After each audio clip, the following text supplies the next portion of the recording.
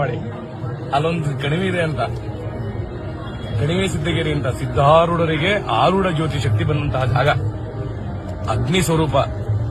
ರಚಿ ದೀಪ ಇವತ್ತು ಸಿದ್ಧಾರೂಢ ಆರಿಲ್ಲ ದೀಪ ಅಲ್ಲಿ ಸಿದ್ಧಾರೂಢ ಮಠದಲ್ಲಿ, ಸಿದ್ಧಾರೂಢ ಮಠದಲ್ಲಿ ಅಂತ ಒಂದು ದೀಪ, ಅಂತ ಒಂದು ಆರೂಢ ಜ್ಯೋತಿ ಶಕ್ತಿ ಸಿಕ್ಕಂತಹ ಜಾಗ ಅದು.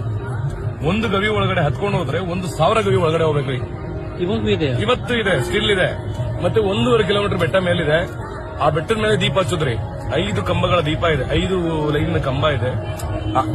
ಆ ಒಂದು ಕಂಬದ ಮೇಲೆ ದೀಪ ಹಚ್ಚಿದ್ರೆ ಕೆಳಗಡೆ ಸಿದ್ದೇಶ್ವರ ಅಂದ್ರೆ ಕಣಿವೆ ಲಿಂಗದ ಮೇಲೆ, ಮತ್ತೆ ಕಣಿವೆ ದುರ್ಗಾ ಪರಮೇಶ್ವರಿ ಇಬ್ರು ಮುಖದ ಮೇಲೆ ಬೆಳಕು ಬರುತ್ತ್ರಿ. ಅಲ್ಲೊಚ್ಚಿ ದೀಪ ಬೆಳಕು ಇಲ್ಲಿ ಬರುತ್ತೆ ನೋಡ್ರಿ. ಇವತ್ತಿಗೂ